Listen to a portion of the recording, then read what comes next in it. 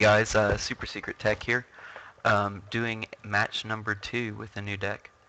Um, Again, this hand's keepable, it's fine, it's not fantastic. You know, you got colored mana, Possibility Storm, I do have the 2 white, I don't have red, which could be a bad thing. Supreme Verdict shouldn't be an issue. Um, so we'll kind of just see where we get from here.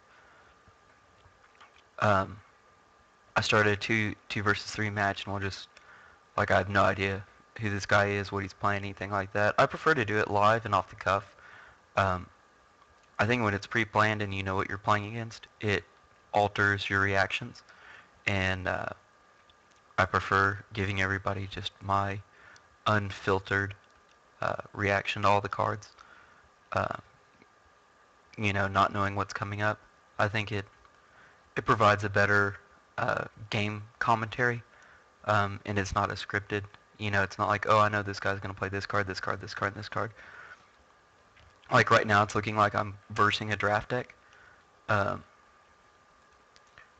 and you know, you're normally not going to see this in standard play. I'm kind of surprised you joined a match. Um, I mean, obviously, just remove the problem card here. Wojak's way better um, than Tendon Knight or a Soldier. Basically, what we're hoping for here is a red mana, and that'll let me either start burning creatures away or wrath the board. This deck I haven't seemed to got the mana curve figured out just right in it yet. Either that or I'm going to have to just start mulliganing 2-land hands. Some decks are just that way. You have to just mull when you get a 2-land hand because you don't draw enough.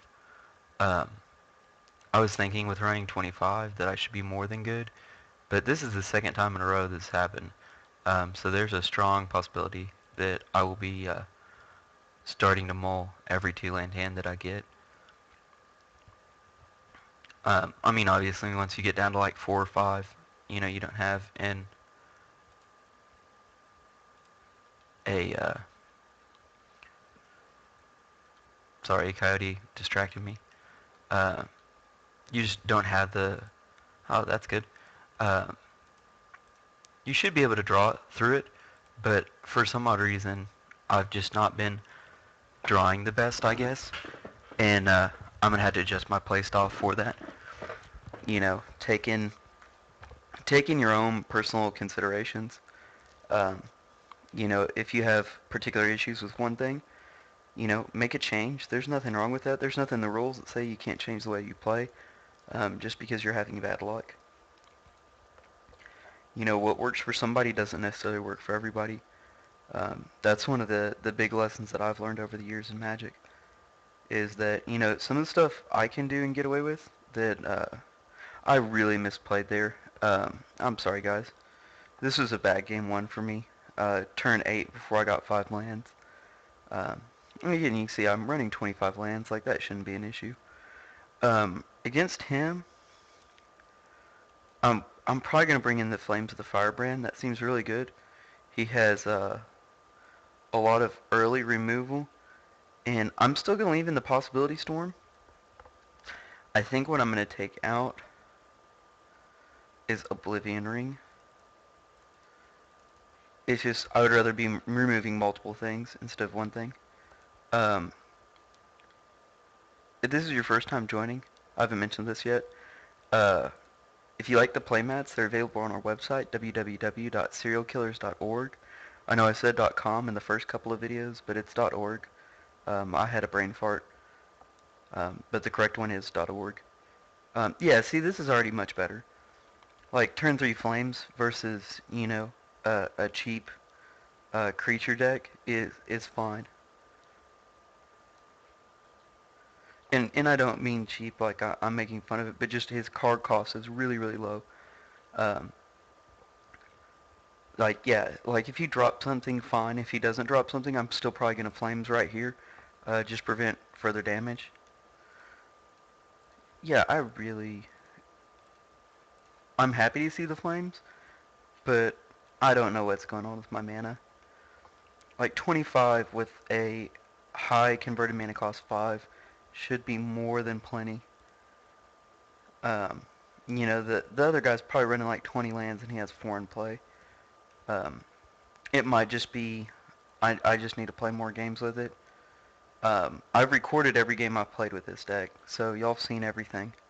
I didn't go and test out 100 times and not record it. I'm recording it from scratch, brand new deck, brand new everything, and recording it with y'all so y'all can enjoy the trip we're going down and see the changes that are being made. Okay, here I don't have a white, and I really got to still remove. Um, Kind of have to pick the best two in this situation. I'm going to go with the Attendant Knight and Fire Fist Striker, just because those two cards had the best abilities of everything on the board. Um,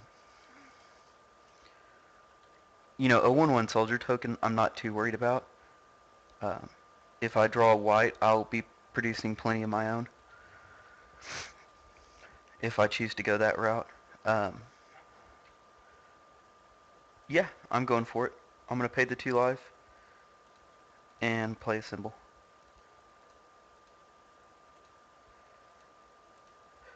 Now, if I draw a land next turn, I'm probably going to do something that people are going to be like, oh wow, why'd you do that? I'm probably going to blow up one of my own lands with Ghost Quarter to get a white. Um, this is another reason that I run basic lands in my decks, is because Ghost Quarter is a good mana fixer as well. Um, I didn't get a mana source. I'm going to go ahead and Possibility Storm here and just kind of hope that really messes with him. I kind of don't want to, but all my Flames of the Firebrand are already out, so my Supreme Verdict's still going to trigger exactly how I want it to, so I'm perfectly fine with that. The reason I didn't attack is he probably wouldn't block with his Boros Elite, and I really want to force him to attack with Boros Elite. I'm not going to block this. Actually, I am, because it got the plump. Um, I always try to block the creature with abilities, even if neither are going to die, because it's just good practice to be in. You know, pick the better creature instead of the worst creature.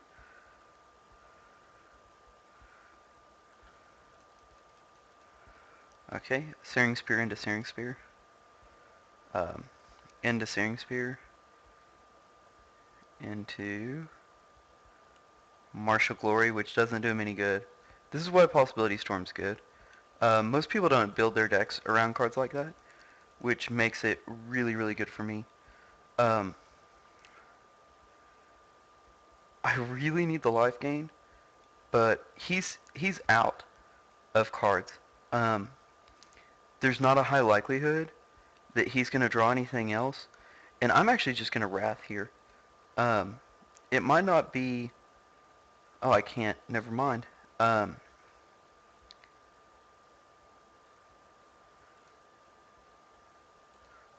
I can. I hate going that low in my mana. I'm going to go ahead and do it. Except I'm not... I don't think I'm going to Wrath. I think I'm going to Curse. Um, even though I have 2 curses out, it puts my abilities lower. Actually, this is one of those that I really had to think about. I still think Wrath is the best option here. I can always curse next turn when he doesn't have a threat on the board.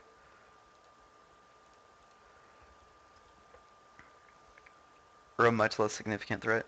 And I know that seemed like a wasted Supreme Verdict, but sometimes you just have to do that when you're playing this kind of deck. Because see, now if I get a curse, I just win the game. And that's the whole reason behind go ahead and Wrathing. And see, he just quit. Um, Probably going to keep the deck the exact same. It seemed to work well against him, even though I had mana issues. That's going to just happen sometimes. Um, you can't not play your deck or get mad at your deck when you get mana screw or mana flood. It's going to happen. Statistically speaking, you have a 10% chance of it going either way every single game. Some people really, really, really load up on lands to prevent from ever getting flooded, but I just don't think that's the right play. I think the right play is to, build it kind of balanced. Um, Again, this is keepable. I got 3 lands. I don't have a red, but I do have Ghost Quarter, worst case scenario. One of the things I might have to go back and look at is maybe if I take out the Ghost Quarters and put in more dual lands, if that won't make my mana better. Um, because I am finding that I'm having to use Ghost Quarter to go get a color a lot of times, but it's not like one color I'm short on. It's a different color every time. Um, so that might be something I need to look at and possibly change. Normally you don't want to keep a hand that's all red, um, but I'm running 3 colors and I'm running plenty of duels.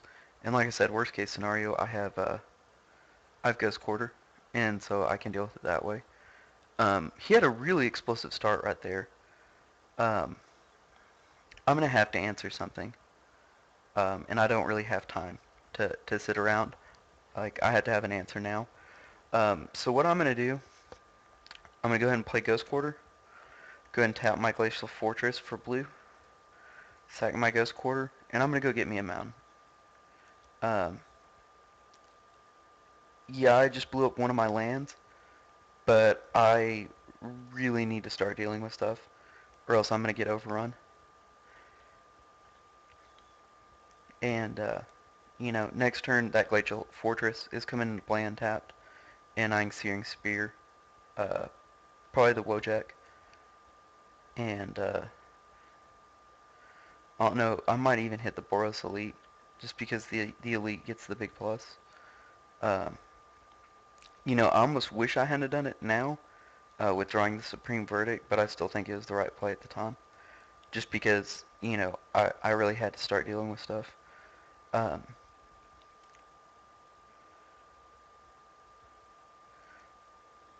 I'm gonna go ahead and hit the Wojak, um, just to be on the safe side. Next turn, no matter what he plays, I'm probably gonna end up wrathing. If not, I'll Warlier Helix his Boros Elite and burn it off the table and gain me some life. Either of those plays is pretty fine. If he plays something else, I'll probably. Okay, thinking time. He's got 2 cards in hand. He possibly has burn. I know he's running Searing Spear. I'm gonna go ahead